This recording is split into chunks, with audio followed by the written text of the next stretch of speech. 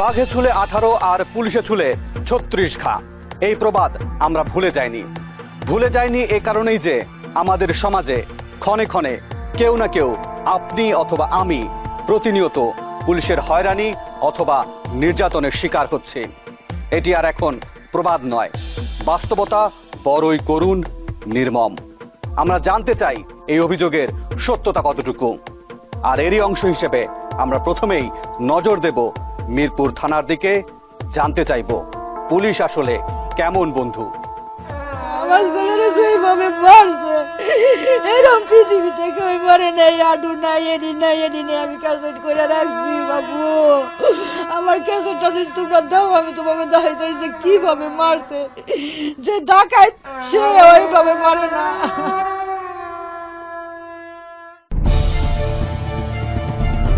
ঢাকার হাজারীবাগ থানার শঙ্কর এলাকা। স্ত্রী মমতা সুলতানা লুসি আর 5 বছরের ছেলে মোশাররফকে নিয়ে এই বাড়িতেই ভাড়া ওঠেন ব্যবসায়ী সুজন। মিরপুর ই ব্লকে নিজ বাড়ি থাকার পরেও নিরাপত্তার জন্য তাকে উঠতে হয় ভাড়া বাড়িতে। একটা বিপদ বেশ ভালোভাবেই তাড়া করছিল তাকে। মিরপুর ছেড়ে হাজারীবাগে চলে আসার পরেও শেষ রক্ষা হয়নি সুজনের। 13 জুলাই 2014 সেদিন দেশের প্রায় সব গণমাধ্যমের প্রধান শিরোনামে জায়গা করে নিয়েছিলেন ব্যবসায়ী মাহবুবুর রহমান সুজন। ব্যবসা করতে হলে চাঁদা দিতে হবে, এমন মগের মূল্যকে পড়ে যান দিশেহারা সুজন। আর এই চাঁদার টাকা না দেওয়ার অপরাধে মিরপুর থানায় পিটিয়ে হত্যা করা হয় সুজনকে। আমাদের সামনে হাজির ঘটনার প্রথম সাক্ষী। তখন ওই চোখ বাঁধা ছিল, তো উনি যখন নিয়ে যায় তখন বলে যে চোখটা একটু খুলে দেন, চোখটা খুলে দিচ্ছে, হাসি খুশি মুখ নিয়ে গেছে। মিরপুর থানায় নেবার পর সুজনের উপর কেমন নিষ্ঠুরতা আর পাশবিকতা চলে, সেই দৃশ্য না দেখলে তা কোনোভাবেই বোঝানো যাবে না।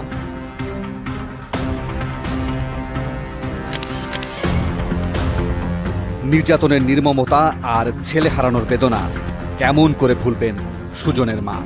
আজও সেই দুঃসহ স্মৃতি বয়ে বেড়াচ্ছেন তিনি।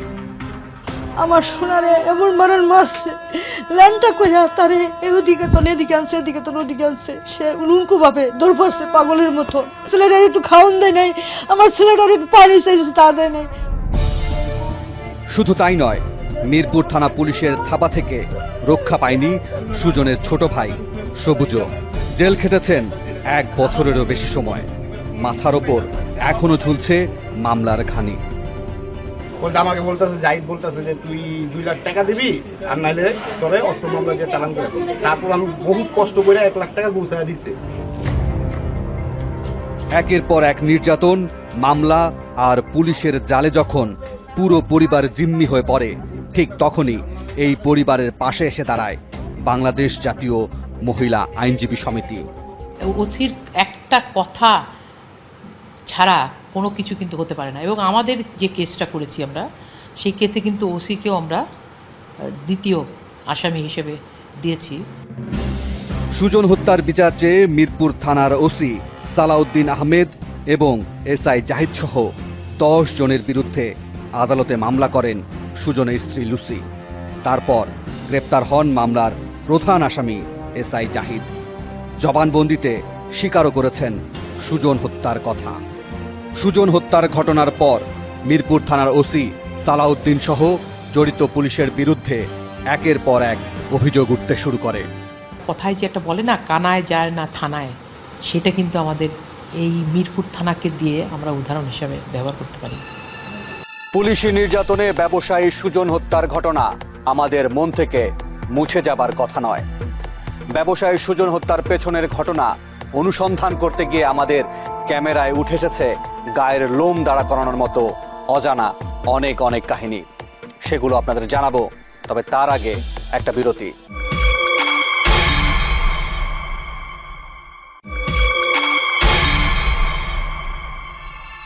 বিরতির আগে আপনাদের কথা দিয়েছিলাম আরো কিছু লোমহর্ষক ঘটনা আপনাদের জানাবো।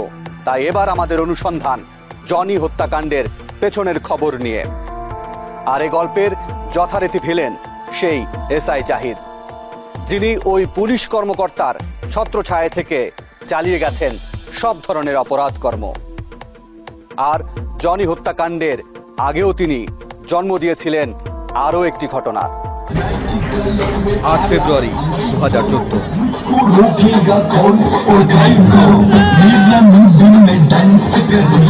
এটা কোনো যাত্রা কিংবা মঞ্চের দৃশ্য নয়, এ দৃশ্য একটি বিয়ের বাড়ি।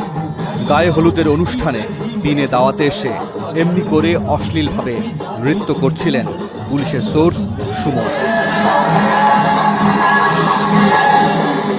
সামাজিক পরিবেশে এভাবে নৃত্য না করার অনুরোধ করেন পল্লবী এলাকার ব্যবসায়ী জনি, আর তাতেই কাল হয় তার।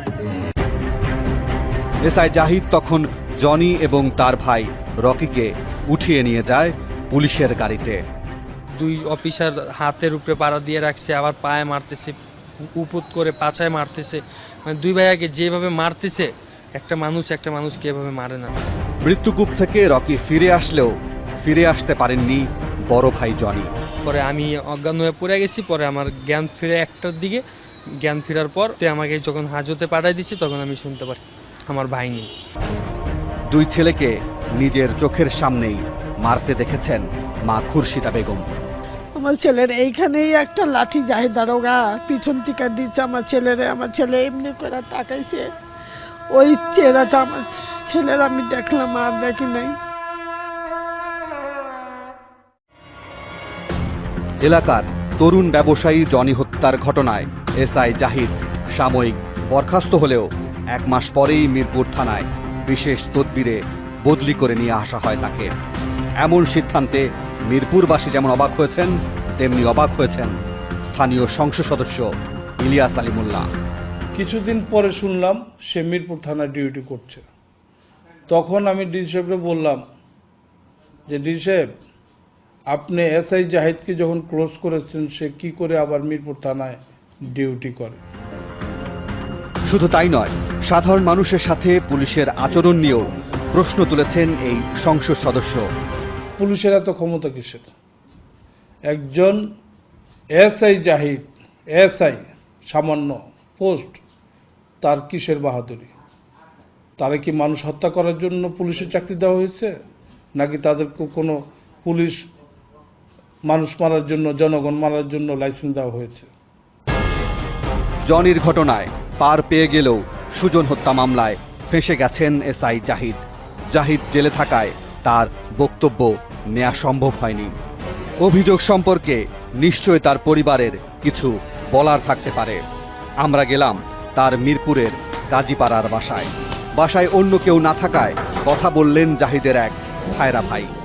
জাহিদের নামে যা দিচ্ছে সব উল্টাপাল্টা কথা বলছে, ওরা ষড়যন্ত্র করে ওরা ফাঁসানো হয়েছে। জাহিদকে যে ফাঁসানো হয়েছে, এর পিছনে কাদের কাদের হাত আছে, এখানে আমরা যদি বলি আমাদের সিকিউরিটি, আমাদের সেফ কে দিবে? সুজন, সবুজ, জনি কিংবা রকি নয়, এমন অসংখ্য ঘটনার সূত্র আমরা খুঁজতে থাকি।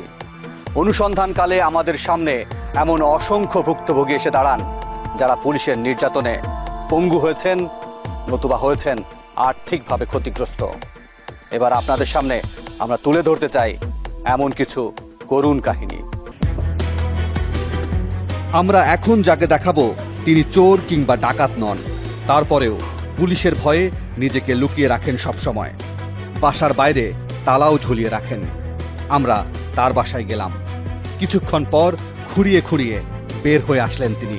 ক্যামেরায় মুখ দেখাতে চান না, এমনকি ওসি সালাউদ্দিনের ভয়ে নিজের নাম পরিচয়ও প্রকাশ করতে চাননি তিনি। সঙ্গত কারণেই গোপনে দৃশ্য ধারণ করতে বাধ্য হলাম আমরা। শুধু এই ব্যক্তি নন, মিরপুর থানার পুলিশের নিষ্ঠুরতার শিকার উচ্চশিক্ষিত ব্যবসায়ী কবির হোসেন মিল্টনও। 2013 সালের এপ্রিল মাসে মিল্টনকে বহু মানুষের সামনে তার কর্মস্থল থেকে ধরে নিয়ে যাওয়া হয়। কোনো ধরনের মামলা কিংবা অভিযোগ ছাড়াই ধরে নিয়ে নির্যাতন চালানো হয় তার উপর। এরপর দুপায়ে গুলি করে পঙ্গু করে দেয়া হয় তাকে। বলতেছে যে আমি আমার চিনো, আমি কিন্তু মায়ালামু যা জিগামু সত্যি কথা বললাম। আমি বললাম হ্যাঁ আমি আপনার চিনি। তো ওই জায়গায় নিয়ে তো এই হামার দিয়া পিঠাইছে আর কি, হামার দিয়ে হাত গুলি ভাঙছে আমার, তারপরে পায়ে মারছে। তোরা যে গুলি করছে গুলিটা এদিক দিয়ে বেরিয়েছে আর কি। ধরে নেবার পর মায়ের কাছে খবর আসে মিল্টন পুলিশের গুলিতে মারা গেছেন, আর তাতেই হার্ট অ্যাটাক করেন মিল্টনের মা। তারপর শয্যাশায়ী থেকেই মৃত্যুর কোলে ঢলে পড়েন একদিন। মা হারিয়েছেন স্বাভাবিকভাবে চলার গতিও, তবে হারাননি মনের সাহস। আমার মা মারা গেছে, আমি নিজে পঙ্গু হয়ে গেছি, আর ভয়ের কি আছে, আর কি হারানো। মিরপুরের আরেক ব্যবসায়ী শিপন মিল্টনের সাথে একই দিনে ওসির নির্দেশে তাকেও ধরে নিয়ে যায় মিরপুর থানার পুলিশ। তারপর চোখ বেঁধে গাড়িতে উঠিয়ে নিয়ে যাওয়া হয়। পিটাচ্ছে নিয়ে আসলো মেন রোডে পুরান হাতিল, ওখানে ওসি সালাউদ্দিন ডিউটিতে ছিল। ওসি সালাউদ্দিনের কাছে নিয়ে এসে বলল যে স্যার নিয়ে আসছি। সামনে হ্যান্ডকাপ লাগানো ছিল, তখন পিছনে হ্যান্ডকাপ লাগাই ফেললো। গরু যেভাবে জবাই করে ওইভাবে শোয়ায়ে বুকের উপর একজন বসলো, চূড়ার উপর একজন বসলো, মুখটা চাপে ধরে রাখলো যাতে চিল্লাইতে না পারে। পায়ের নিচে ইট দিয়ে তখন পিস্তল দিয়ে গুলি করলো। সিভিল টিমে ছিল এসআই ইসমাইল, মাসুদ, জাফর। আমরা গেলাম অভিযুক্ত এসআই ইসমাইলের কাছে। তিনি এখন বদলি হয়ে কাজ করছেন দারুস সালাম থানায়। এই ধরনের বিষয় আমার আননোন, টোটালি আননোন। আমরা ধরেই নিলাম মিল্টন কিংবা শিপন আইনের চোখে অপরাধী। প্রচলিত আইনে তো তাদের বিচার হবার কথা, কিন্তু আইনের লোক হয়ে যখন নিজ হাতে আইন নিয়ে আইন ভঙ্গ করেন, তখন সাধারণ মানুষের কোথাও যাওয়ার জায়গা থাকে না। নিতে চাই আরো একটা বিরতি।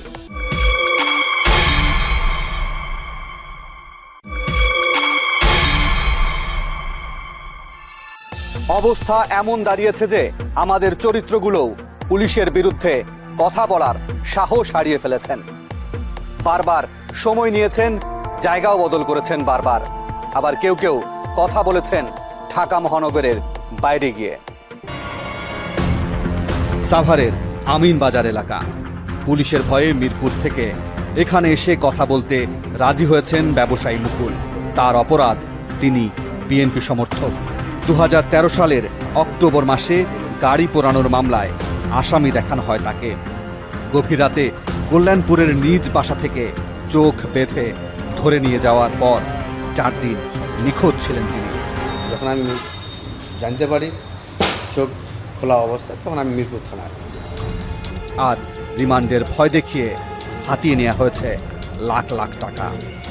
এমন কোনো নির্যাতন নেই যেটা আমি হই নাই। মানুষ হিসেবে ওখানে কোনো মূল্য ছিল না। ওখানে কোনো জন্তু জানোয়ারকে যেভাবে দেখা হয় তার চেয়ে তো খারাপভাবে দেখা হয়েছে। কোন স্মৃতি মনে পড়ে ওই দিনের আপনার? সব সময় স্মৃতি মনে পড়ে, কিন্তু আমি এটা বলতে চাই না। আমি ওখানে বাঁচতে হবে।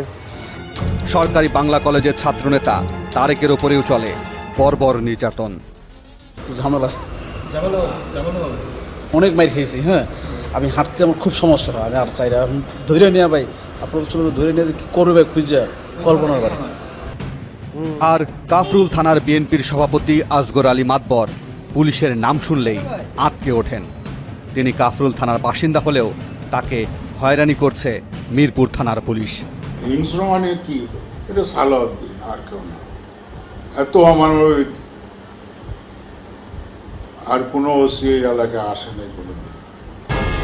আবুল হোসেন, আব্দুল মান্নান, বজলুর রহমান ও ফরহাদুল ইসলাম, তারা সবাই মিরপুরের মণিপুর উচ্চ বিদ্যালয়ের শিক্ষক ছিলেন।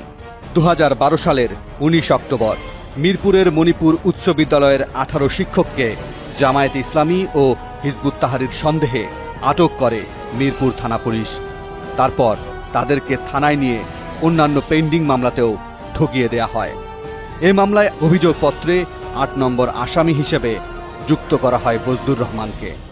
তাদের দাবি, রাজনৈতিকভাবে তারা কেউ অপরাধের সাথে জড়িত নন। ওসি সাহেব সালাম জানিয়েছেন, এই বলে স্কুলে কর্মরত থাকা অবস্থায় তাদের ধরে নিয়ে যায় পুলিশ। যখন দেখলাম যে পুলিশ দড়ি বেঁধে মাজায় নিয়ে যায়, রিমান্ডে নিয়ে যায়, তো আমি হতবাক বিস্ময়ে খালি ভাবলাম যে আমি কোন দেশে নাগরিক, এই এত বছর চাকরি করে এই সমাজের কাছে এটা পেলাম। সেই মামলায় যিনি পুলিশকে টাকা দিয়েছেন তিনি রিমান্ড থেকে মুক্তি পেয়েছেন, আর যিনি টাকা দিতে পারেননি তার উপর নেমে এসেছে নির্যাতনের খড়গ।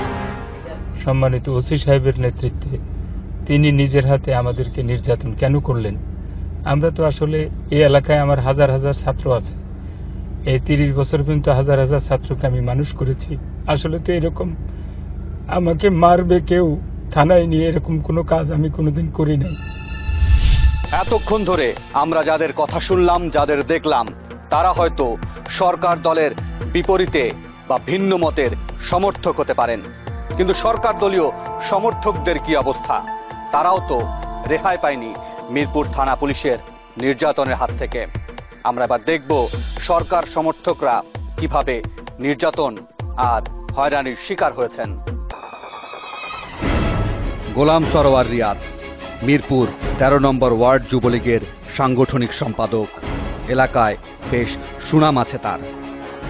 ছেলে হিসাবে রিয়াদ ভাইয়ের মতো অ্যাকচুয়ালি এলাকা ভিত্তিক হিসাব করলে ছেলে হয়। রিয়াদ ফেসে গেছেন অস্ত্র আর দ্রুত বিচার মামলার জালে। অবৈধ অস্ত্র বহনকারীকে থানায় ধরিয়ে দিতে গেলে পুলিশ একটি অবৈধ গুলি উদ্ধার দেখিয়ে তাকেই মামলার আসামি করে। এই অভিযোগ তার পরিবারের। যে মানুষটার কাছে বৈধ পিস্তল আছে, বৈধ গুলি আছে, সে তো একটা অবৈধ গুলি রাখার কোনো দরকার নেই তার, তাই না? তাহলে এটা তো স্বাভাবিকভাবে বোঝা যায় যে ওকে ফাঁসানোর জন্যই ওই গুলিটা তাহলে ওরা রাখছে। এর বাইরেও এই এলাকায় সরকার দলীয় কর্মীরা কতটা অসহায় তার কিছু নমুনা আমরা জানাতে চাই। আমরা তাদের সঙ্গে কথা বলেছি বিভিন্ন জায়গায়। আমরা গাড়িতে উঠছি, ওসি সালাউদ্দিন সাহেব যাইতে বলছে, আমরা আওয়ামী লীগ করি, আমরা তো কোনো খারাপ কাজ করি না, আমরা চলে গেছি। যাওয়ার পর ওসি সাহেব বলছে যে তোমাদের উপরের নির্দেশ আছে, এই জন্য তোমাদেরকে আনা হয়েছে। ওসি সালাউদ্দিন সাহেব 4 লাখ টাকা নিয়েছে আমাদের কাছ থেকে। 4 লাখ টাকা নিয়ে আমাদেরকে ডাকাতি কেস দিয়ে দিয়েছে, ডাকাতি কেস দিয়ে চালান করে দিয়েছে।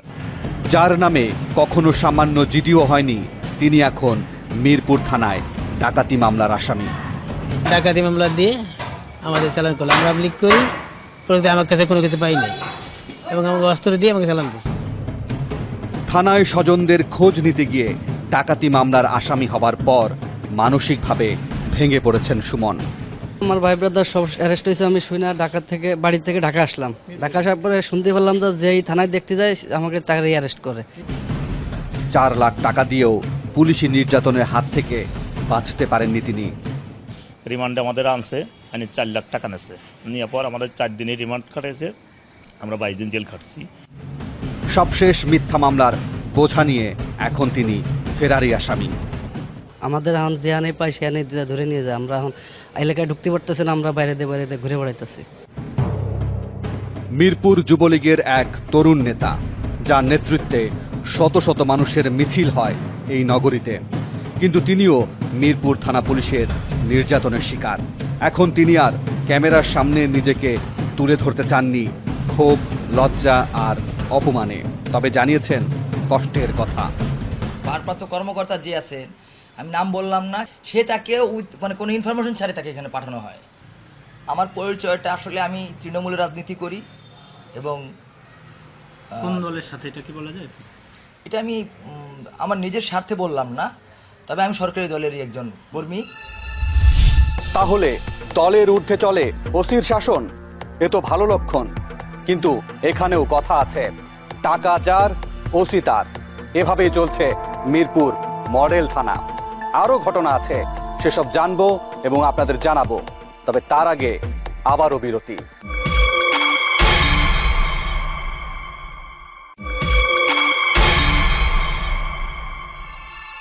বলেছিলাম আরো ঘটনা আছে।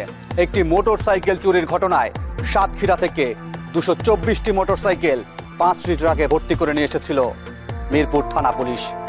কি আছে এর অন্তরালে আমরা জানার চেষ্টাও করেছি। মিরপুর এলাকা, ঘড়ির কাঁটায় তখন রাত 10টা। একদল ছিনতাইকারী ওত পেতেছিল মোটরসাইকেল ছিনতাইয়ের উদ্দেশ্যে। ছিনতাইকারীরা যখন একটি মোটরসাইকেল ছিনতাই করছিল, ঠিক তখনই পুলিশ ধাওয়া করে ছিনতাইকারী সাদেক গাজীকে আটকে ফেলে। ছিনতাইকারীকে আটকের পর মিরপুর থানা পুলিশ সাতক্ষীরার বিভিন্ন শোরুমে অভিযান চালিয়ে 224টি মোটরসাইকেলও আটক করে। সেই মোটরসাইকেলের স্থান এখন মিরপুর থানার পেছনের খোলা মাঠে। কবে ফেরত পাবেন মালিক এসব মোটরসাইকেল তা হয়তো জানা নেই। তাই এই ঘটনায় পুলিশের বিরুদ্ধে আইনগত ব্যবস্থা নেয়ার প্রস্তুতি নিয়েছেন মোটরসাইকেল শোরুমের মালিক। মামলার যে তদন্তকারী কর্মকর্তা উনি গাড়ি দিয়ে দিতে রিপোর্টটা দিতে উনি বাধ্য, কিন্তু উনি আজ পর্যন্ত কোনো রিপোর্ট দিচ্ছেন না এবং বারবারই বলছেন যে আমার সাথে যোগাযোগ করেন। বিভিন্ন শোরুমের মালিকরা তারা যাচ্ছে বারবার, কিন্তু বলতেছে যে এটা টাকা পয়সা ছাড়া আপনাদের গাড়ি দেওয়া হবে না। মিরপুর থানার ওসি হিসেবে যোগদানের আগে তিনি ছিলেন পুরান ঢাকার কোতোয়ালি থানায়। সেখানেও তার বিরুদ্ধে নির্যাতনের অভিযোগ রয়েছে। ওসি সালাউদ্দিন যখন কোতোয়ালি থানার ওসি ছিলেন সেই সময়ে উনি সাংবাদিক সমিতির ভিতরে ঢুকে আমাদের সমস্ত কিছু ভেঙে ফেলে ফেলে দিয়ে প্রায় 9 জন সাংবাদিককে পিটাইছেন। আমরা এসব অভিযোগের বিষয়ে বারবার কথা বলার চেষ্টা করি ওসি সালাউদ্দিন আহমেদের সাথে, কিন্তু প্রথম দফায় তিনি এড়িয়ে যাবার চেষ্টা করেন। এরপর প্রায় 1 ঘন্টা বসিয়ে রেখে ভেতরে প্রবেশের অনুমতি দিয়ে কী ধরনের আচরণ করেছেন আমরা তা দর্শকদের সামনে তুলে ধরতে চাই।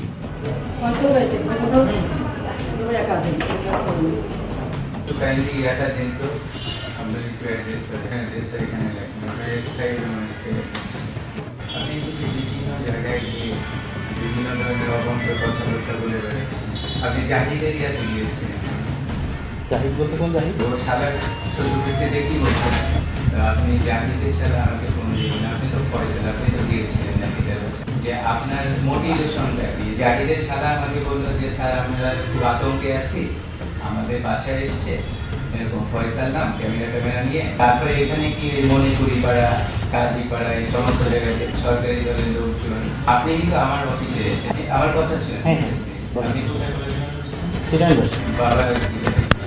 বাবা রিটায়ার করছেন। আমি যদি কোনো কিছু থেকে থাকে যে office definitely there is lot of agencies to work, report করে দেয়। একটা টিম নিয়ে আপনারা আসছেন, টিমে কে গেছিল? কিন্তু রিপোর্টার হিসেবে তার বক্তব্য নিতে গেলেও তিনি আমাদেরকে কোনো রেকর্ড ধারণ করতে দেননি। একটা জিনিস আপনি ঠিক করেননি, সেটা আমি পার্সোনালি বলে যাই, আপনি রেকর্ড করছেন, আমাকে রেকর্ড করতে দেন না। একজন রিপোর্টারের সঙ্গে তার এমন আচরণ আমাদেরকে অনেক প্রশ্ন মনে করিয়ে দেয়। প্রশ্ন ওঠে, তাহলে কি তিনি ভিন্নভাবে হুমকি দিলেন আমাদের রিপোর্টারকে? পুলিশের অপরাধমূলক আচরণের বিধান সম্পর্কে আমরা কথা বলেছি উপপুলিশ কমিশনারের সাথে। ব্যক্তির কোনো দায় আমরা প্রতিষ্ঠান বহন করব না, কোনো অপকর্মের দায় আমরা বহন করব না। যে যে সদস্য আমাদের অপকর্ম করেছে, অপেশাদারমূলক আচরণ করেছেন, যেটা ফৌজদারি অপরাধ হয়েছে, আমরা কিন্তু রেগুলার তাদের বিরুদ্ধে মামলা করেছি, তাদেরকে আমরা গ্রেপ্তার করেছি। কেউই আইনের ঊর্ধ্বে নয়, এবং যদি কোনো পরিবার বা কোনো ব্যক্তি বা কোনো নাগরিকের যদি মনে হয় যে তার পরিবারের সদস্য অযথাই হয়রানির শিকার হচ্ছে এবং বিনা অপরাধে অপরাধ হিসেবে সাজানোর এক ধরনের চেষ্টা বা প্রচেষ্টা চলছে, তাহলে সেটি যদি আমাদের দৃষ্টিগোচর করা হয়, আমরা কিন্তু এতটুকু আশ্বাস দিতে পারি যে আমরা অবশ্যই সেই ব্যাপারে আমাদের উপরে অর্পিত দায়িত্ব পালন করবার জন্য আমরা যথাসাধ্য চেষ্টা করব। কতিপয় পুলিশ কর্মকর্তার জন্য পুরো পুলিশ প্রশাসনকে হেয় কিংবা খাটো করা আমাদের উদ্দেশ্য নয়। আমরা ঘটনার পেছনে হাঁটতে গিয়ে যেসব চরিত্র দেখা পেয়েছি, কেবল তাদের মুখোমুখি হবার চেষ্টা করেছি মাত্র। মুখোশের আড়ালে থেকে একজন মিষ্টভাষী পুলিশ কর্মকর্তা ভেতরে কতটা নির্মম হতে পারেন আমরা তা জানার চেষ্টা করেছি। একইভাবে আমরা নজর দেব অন্য কোনো থানার কার্যক্রমের দিকে। আমরা চাই পুলিশ জনগণের বন্ধু বলে যে কথা সবাই জানে, সে কথা যেন সত্য হয়। প্রিয় দর্শক, আপনাদের সুনির্দিষ্ট কোনো তথ্য কিংবা অভিযোগ থাকলে আমাদের সরাসরি জানান। আমাদের জানানোর মাধ্যম আছে 4টি: মুঠোফোন, SMS, ইমেইল আর ফেসবুক। আজ তাহলে এ পর্যন্তই, তবে কথা কিন্তু একটাই, ভালো থাকবেন, ভালো রাখবেন।